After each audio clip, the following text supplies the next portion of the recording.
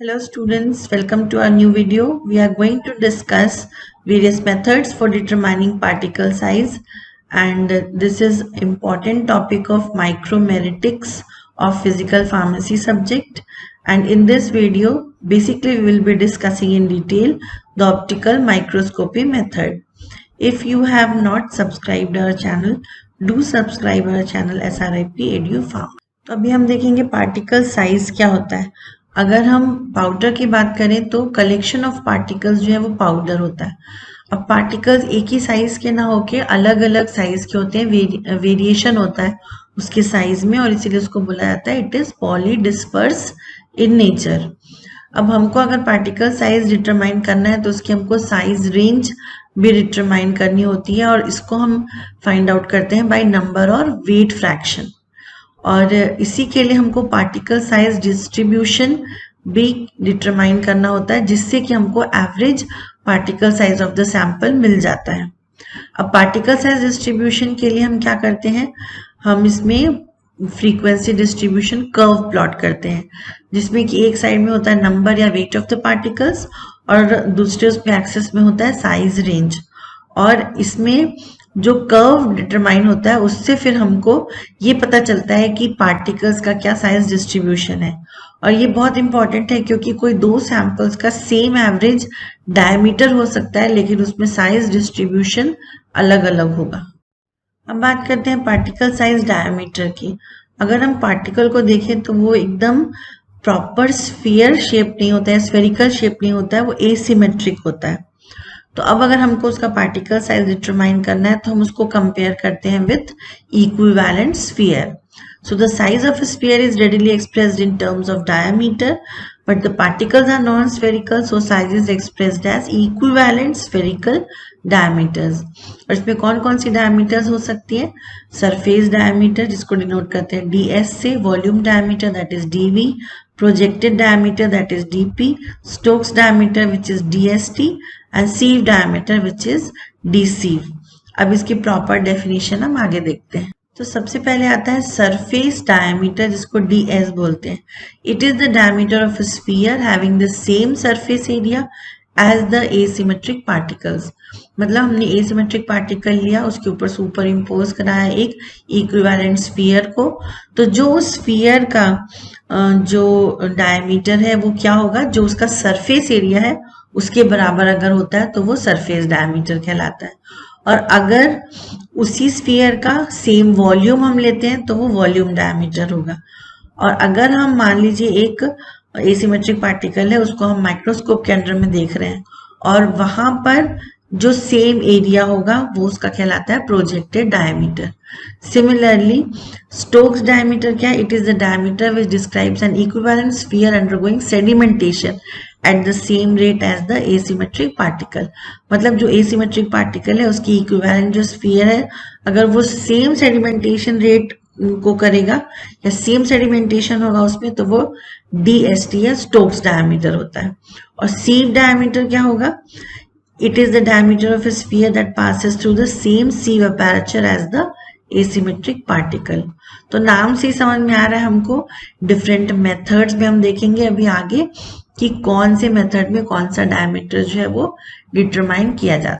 अगर हम different types of methods देखें फॉर डिटरमाइनिंग पार्टिकल साइज, तो इसमें बेसिकली 4 मेथड्स होते हैं, optical microscopy method, sieving method, sedimentation method and particle volume measurement method. इसमें अगर हम डिटेल में डिस्कस करें तो ऑप्टिकल माइक्रोस्कोपी में इंस्ट्रूमेंट यूज होता है माइक्रोस्कोप, और पार्टिकल साइज रेंज है 0.2 से 100 माइक्रोमीटर। और जो डायमीटर मेजर करते हैं इसमें प्रोजेक्टेड डायमीटर होता है। सेकेंड है सीविंग मेथड, इसमें सीव शेकर यूज होता है, और पार्टिकल साइज रेंज है 40 to 9500 micrometre, and diameter is sieve diameter. Third is sedimentation method in which Andreasen apparatus is used, और इसमें पार्टिकल साइज रेंज है 0.08 से 300 माइक्रोमीटर, और डायमीटर इसमें होता है स्टोक्स डायमीटर। फोर्थ आता है पार्टिकल वॉल्यूम मेजरमेंट, इसमें जो इंस्ट्रूमेंट है उसको कहते हैं काउंटर काउंटर अपैरेटस, और पार्टिकल साइज रेंज है इसमें 0.5 to 300 micrometre, and the diameter is volume diameter. आइए अब डिस्कस करते हैं ऑप्टिकल माइक्रोस्कोपी मेथड। इसको अगर देखें तो this method is called as number distribution method. Number distribution इसलिए बोला जाता है क्योंकि इसमें हम पार्टिकल्स को काउंट करते हैं वन बाय वन, और इसमें जो हम साइज देखते हैं उसको हम कहते हैं प्रोजेक्टेड डायमीटर। और इसके एप्लीकेशंस की बात करें तो जब पार्टिकल साइज 0.2 से 100 माइक्रोमीटर एक्सपेक्टेड हो तब ये मेथड को यूज किया जाता है, क्योंकि इसी रेंज की पार्टिकल्स का ही साइज हम इस मेथड से डिटरमाइन कर सकते हैं। फिर this method is used to estimate particle size of suspension, that is used to estimate the globule size of emulsions. और इसमें एक चीज और है कि ये सिर्फ 2D या 2 डायमेंशन सिर्फ मेजरमेंट के लिए यूज होता है, 3D के लिए यूज नहीं होता है। अब हम बात करेंगे ऑप्टिकल माइक्रोस्कोपी मेथड के प्रोसीजर की। तो इसमें पहले हमको इसके इंस्ट्रूमेंट को समझना है। तो बेसिकली इसमें माइक्रोस्कोप यूज होता है, और माइक्रोस्कोप में एक ऑक्यूलर माइक्रोमीटर होता है और एक स्टेज माइक्रोमीटर होता है। तो जो ऑक्यूलर माइक्रोमीटर में स्केल होगा उसको ऑक्यूलर स्केल बोलते हैं, और स्टेज माइक्रोमीटर के स्केल को स्टेज माइक्रोमीटर स्केल बोलते हैं। तो जो ऑक्यूलर माइक्रोमीटर है वो ऊपर जो आई पीस है वहां पर लगता है, और ये ऐसे सर्कुलर शेप में होता है। और जो स्टेज माइक्रोमीटर है वो नीचे स्टेज में लगेगा और वो ऐसे स्लाइड के शेप का होता है, और दोनों में ही डायमेंशंस होते हैं। जैसे आप यहाँ पर डायग्राम में देख रहे हैं, यहाँ पर इसमें डायमेंशंस बने हुए हैं। तो अगर हम देखें तो N1 अगर बोले तो N1 डिवीजन ऑफ है ऑक्यूलोमीटर या ऑक्यूलर माइक्रोमीटर का, और N2 डिवीजन है स्टेज माइक्रोमीटर का। तो जब हम लीस्ट काउंट निकालेंगे तो लीस्ट काउंट होता है N2 by N1 into 0.1 mm। तो 0.1 mm कैसे आया वो यहाँ पर इस डायग्राम से आप देख सकते हैं कि दोनों के बीच में यहाँ पर आप देखेंगे यहाँ पर 10 माइक्रोमीटर है, और यहाँ पर ये 0.1 mm है, या 100 माइक्रोमीटर है, और ये यहाँ पर आप देख रहे हैं 1 mm is equal to 1000 micrometre है। तो इससे लीस्ट काउंट निकालते हैं। शुरू करते हैं इसका प्रोसीजर। तो सबसे पहले जो भी ड्रग हम को लेनी है जिसका कि पार्टिकल साइज निकालना है, उसको हम एक सूटेबल सॉल्वेंट लेके उसमें उसका सस्पेंशन या इमल्शन बनाएंगे। यहाँ पर हमको ये ध्यान रखना है कि जो सॉल्वेंट लेंगे उसमें ड्रग सॉल्यूबल नहीं होना चाहिए और ना स्वेल होना चाहिए, नहीं तो फिर पार्टिकल जो है उसका साइज प्रॉपर नहीं आएगा। अब जब हम प्रोसीजर को शुरू करेंगे, सबसे पहले माइक्रोस्कोप को अच्छे से क्लीन करेंगे और ऐसी जगह पर रखेंगे जहां पर कि प्रॉपर लाइट हो। उसके बाद जो आई पीस है वहां पर हम ऑक्यूलर माइक्रोमीटर को सेट करेंगे, और नीचे जो स्टेज है वहां पर स्टेज माइक्रोमीटर को सेट करेंगे। दोनों को सेट करने के बाद उसको कैलिब्रेट करेंगे। कैलिब्रेट करने के लिए दोनों का जीरो जो है उसको कोइंसाइड करना चाहिए, तब वो कैलिब्रेट होता है। उसके बाद उसका लीस्ट काउंट निकालते हैं। फिर जो सैंपल हमने जो बनाया सस्पेंशन या इमल्शन, उसकी एक ड्रॉप हम एक स्लाइड में लेंगे, उसके ऊपर कवर स्लिप लगाएंगे और उसको प्रॉपरली स्टेज में माउंट करेंगे। उसके बाद जो साइज ऑफ पार्टिकल्स हैं उसको हमको देखना है, तो उसके लिए हम पार्टिकल्स की काउंटिंग शुरू करेंगे। काउंटिंग जो है वो मिनिमम 300 to 500 पार्टिकल्स की काउंटिंग करते हैं। और काउंटिंग क्या करते हैं, तो हमको ये देखना होता है कि जो पार्टिकल्स हैं वो कितने डिविजन्स को टच कर रहे हैं। उसके हिसाब से फिर हम एक टेबल बनाएंगे और उसमें उसकी वैल्यू को अब बात करेंगे ऑब्जर्वेशन टेबल की। तो इसमें सबसे पहले रहता है साइज रेंज इन माइक्रोमीटर, जैसे 1 to 3 है, तो 3 to 5, 5 to 7, 7 to 9, ये साइज रेंज हम लाइन से लिखेंगे। इसके बाद लिखते हैं mean of size range. Mean कैसे निकालते हैं, जैसे 1 + 3 और 4, 4/2 इज 2। अब 5 + 3 इज 8, 8/2 इज 4। इस तरीके से मीन निकलता है। तो यहाँ पर मीन ऑफ साइज रेंज लिखेंगे। फिर mean of size range into least count D in micrometre, जो हमने लीस्ट काउंट निकाला था उसको इस मीन ऑफ साइज से मल्टीप्लाई करेंगे। फिर ये देखेंगे कि कितने पार्टिकल्स जो हैं वो इस रेंज में हैं। जैसे कि 1 to 3 रेंज के बीच में सपोज 50 पार्टिकल्स हैं, या 3 to 5 के बीच में 40 पार्टिकल्स हैं। जितने भी पार्टिकल्स होंगे वो नंबर ऑफ पार्टिकल्स n में लिखा जाएगा। और फिर एंड में यहाँ पर नीचे आप देख रहे हैं समेशन ऑफ n, मतलब पूरे टोटल यहाँ पर इस कॉलम में कितने नंबर ऑफ पार्टिकल्स है उसका टोटल होगा। फिर आता है परसेंट फ्रीक्वेंसी, यहाँ पर हम निकालते हैं परसेंटेज फ्रीक्वेंसी। और फिर आता है एन डी, एन डी मतलब एन हो गया नंबर ऑफ पार्टिकल्स और डी हो गया यहाँ पर जो हमने निकाला था। फिर एन डी स्क्वायर, फिर एन डी टू पावर 3, फिर एन डी टू पावर 4। ये सारे इस तरीके से कॉलम्स बनते हैं और सभी कॉलम के एंड में हम उसका समेशन करते हैं या ऐड करते हैं। तो ये हो गया summation of N D square, N D cube और एन डी 4। ये इस तरीके से पहले आप टेबल बनाओगे और फिर इसी के बेसिस पर आगे कर्व या ग्राफ बनेगा। कहते हैं डायमीटर की, जो कि ऑप्टिकल माइक्रोस्कोपी मेथड में निकालते हैं। तो फर्स्ट यहाँ पर है मार्टिन डायमीटर। तो मार्टिन डायमीटर में क्या करेंगे, ये अगर एक एसिमेट्रिक पार्टिकल है तो उसको कोई भी लाइन अगर उस पार्टिकल को इक्वली 2 हाफ्स में डिवाइड करेगी तो उसको बोलते हैं it bisects the particle. So it is the length of the area bisector of an irregular object in a specified measuring direction.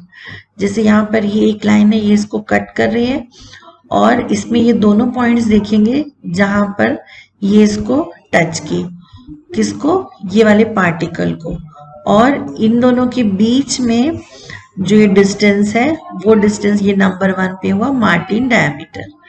फिर नंबर 2 है Feret's diameter. It is the distance between the 2 parallel planes restricting the object perpendicular to that direction. It is a measure of an object size along a specified direction। मतलब यहाँ पर अगर आप देखते हैं number 2 को, तो अगर कोई 2 टेंजेंट लाइंस इन पार्टिकल को यहाँ से टच करती है, डायरेक्शन हमेशा अपने को सेम रखना है और ये जो पैरेलल प्लेन्स है इनके बीच का जो डिस्टेंस है वो होगा फेरेट्स डायमीटर। थर्ड आता है प्रोजेक्टेड डायमीटर। इसके लिए हम एक अज्यूम करते हैं, एक ये स्फीयर और इस स्फीयर के जो दोनों एंड्स हैं उसके बीच का जो डिस्टेंस है या उसके बीच का जो डायमीटर है वो होता है projected diameter. It is the projected diameter of a sphere having the same observed area as the particle under microscope. तो ये 3 टाइप के डायमीटर्स जो है वो निकाले जाते हैं ऑप्टिकल माइक्रोस्कोपी मेथड्स की बात करते हैं।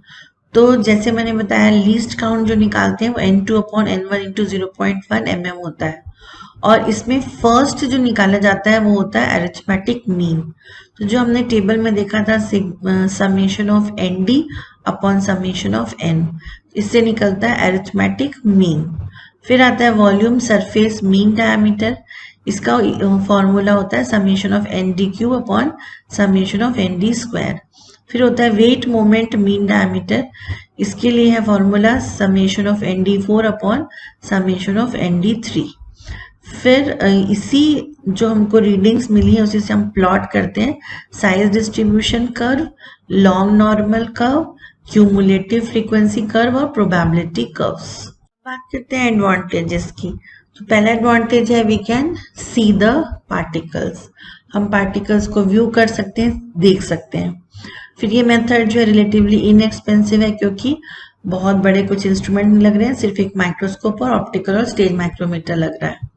और ईच पार्टिकल को आप 1 by 1 या इंडिविजुअली देख सकते हैं, डिटरमाइन कर सकते हैं। और इसमें क्या होता है कि अगर पार्टिकल्स जो है वो आपस में एग्लोमरेट हो जाए या एग्रीगेशन हो जाए तो वो भी हमको पता चल जाता है using this technique. It is very simple method. Then small sample size is required. फिर इसमें एक अच्छी चीज ये है कि आप इसको फोटोग्राफ लेकर के आप इसका परमानेंट रिकॉर्ड रख सकते हैं।